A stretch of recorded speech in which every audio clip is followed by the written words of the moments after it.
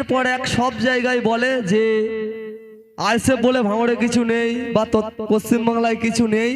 তার এক্সাম্পল ছোট্ট করে আমরা দিয়েছিলাম পরশুকার দিন, যেটা আমাদের নিশ্চয় জানেন শানপুকুর অঞ্চলে যে একটা জনসংসদ ছিল নওশাদ সিদ্দিকী ভাই জানেন, একটা মিটিং করছে ভাঙড় 2 নম্বরে 10টি অঞ্চল জুড়ে 200 লোক হচ্ছে না।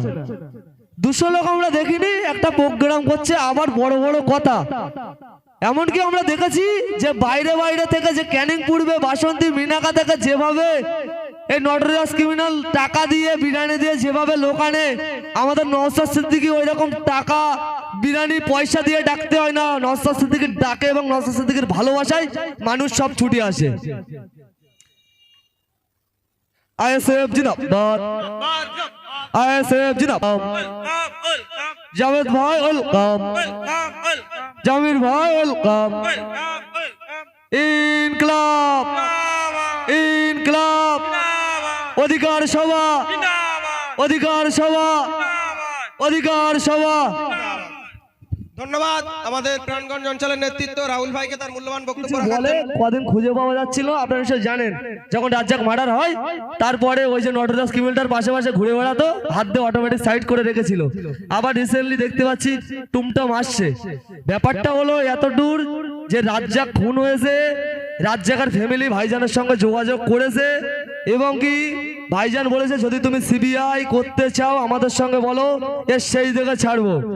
আমার কাছে এবিপি আনন্দ নিউজ বড় চ্যানেল একটা এসেছিল আমার নলমুড়েতেই, সে আমাকে একটা প্রশ্ন করেছিল যে আমি ওর ফ্যামিলির কাছে গিয়েছিলাম, ওর ফ্যামিলি বলছে যে এর পেছনে বড় মাথা আছে, এই ছোটখাটো মাথার দিয়ে কাজ না। তুমি কি বলছো তোমাদের তরফ থেকে? আমি বলি আমার তরফ থেকে না, এই ভাঙড়বাসী তথা পশ্চিমবাংলা ভারতের তরফ থেকে আমি এতটুকুই বলবো যে মার্ডারটা যে করেছে সেও তৃণমূল, যে মার্ডার হয়েছে সেও তৃণমূল, কিন্তু যে ছোট নেতা কাজটা করেছে তার একার কাজ না, এটা খবর নিয়ে দেখো এর পেছনে বড় মাথা কাজ করেছে। ব্যাপারটা হলো এই, আমাদের ভাঙড় 1 নম্বর ব্লকের যার কথা এক্ষুনি বললাম এমন একটা লিডার আছে, তার থেকে আমরা দেখছিলাম কিছুদিন আগে রাজ্জাকের সঙ্গে এই নটরিয়াস ক্রিমিনালটার মানে ঘনিষ্ঠতা বেড়ে যাচ্ছিল। ওর থেকে দেখলাম প্রতিটা মিটিং মিছিলে উনি নেই, কিন্তু রাজ্জাক সব জায়গায় আছে। তারপরে কিছুদিন পরে হঠাৎ খবর পাচ্ছি রাত্রে যে ও মার্ডার হয়ে গেছে।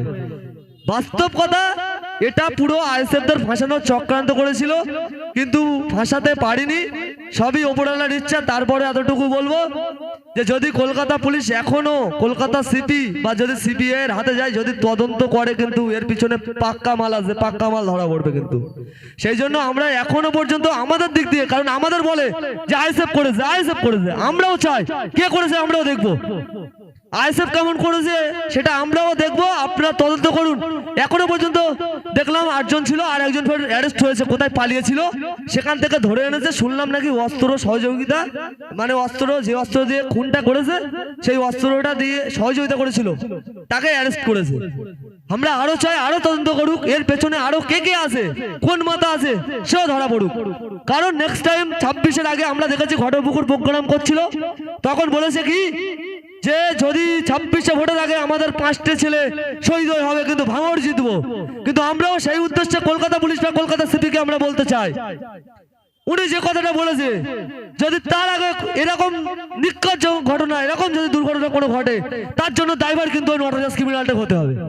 কারণটা হলো এই, উনি যদি বাজার মাঝে অত লোকের সামনে ওই কথা বলতে পারে, তাহলে ওনাকে এই কাজটা করতেও কিন্তু বাধা হবে না। আমরা এতটুকু আমাদের দিক দিয়ে বলতে পারি। সেই কারণে আমরা বলবো যদি কোনো রকম কোনো অসুবিধায় ভাঙড়ে ঘটে, তার জন্য কিন্তু দায়ভার ওই নটরিয়াস ক্রিমিনালটাকে নিতে হবে।